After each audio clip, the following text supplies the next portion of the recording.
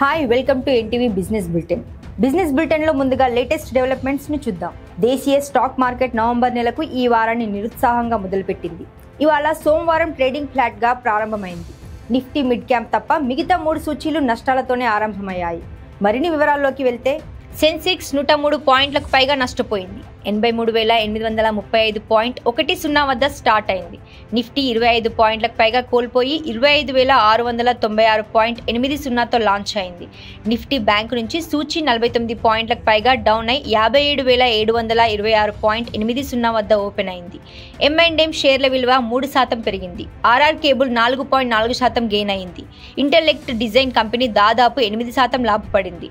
జెన్ technologies share విలువ 3% పైగా వృద్ధి చెందింది. అర్బన్ కంపెనీ స్టాక్ వాల్యూ 5% పైగా పడిపోయింది. మారుతి సుజుకి 2.5% పైగా డౌన్ అయింది. డాలర్తో పోల్చితే రూపాయి విలువ మరింత క్షీణించింది.